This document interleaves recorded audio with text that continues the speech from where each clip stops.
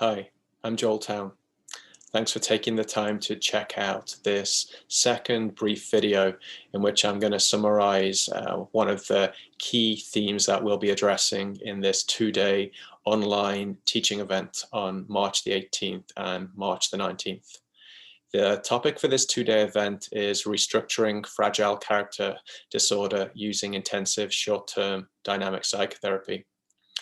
It's a two-day event really focused and appropriate for psychologists, social workers, psychotherapists, and other registered mental health care professionals, as well as those registered in current training programs, particularly focused around psychotherapy.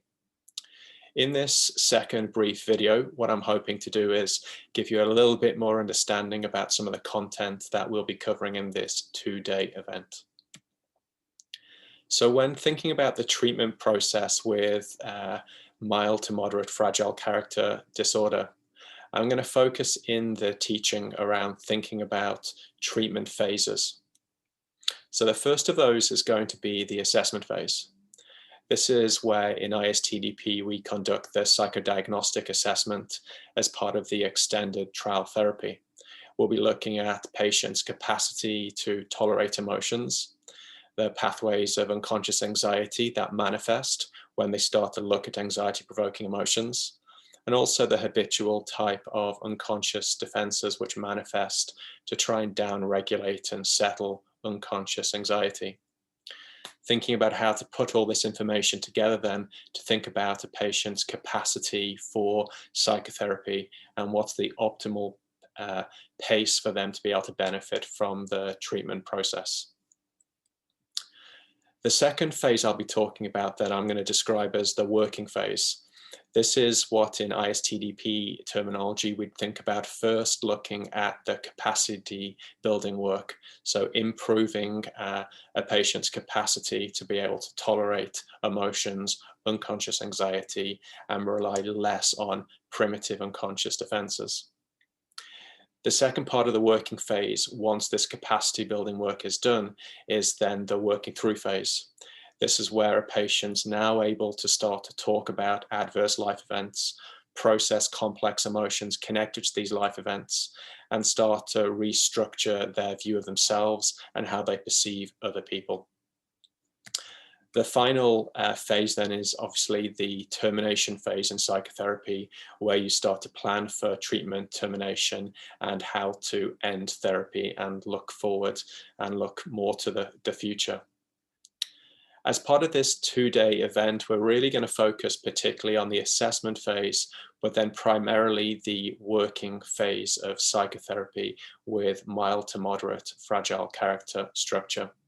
And we're going to do so through looking at to be some didactic teaching, but also extensive use of video material of clients to be able to understand these different treatment phases and processes which go on within them. I'm going to focus specifically on three cases. And these three psychotherapy cases that I previously mentioned all receive different therapy doses. So the first case is a relatively brief treatment for fragile character disorder. The second case is more of a medium-term treatment course.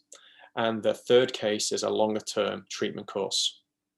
So through being able to look at these three different cases, we're going to be able to analyze in detail the different therapy doses which they receive at the different treatment phases.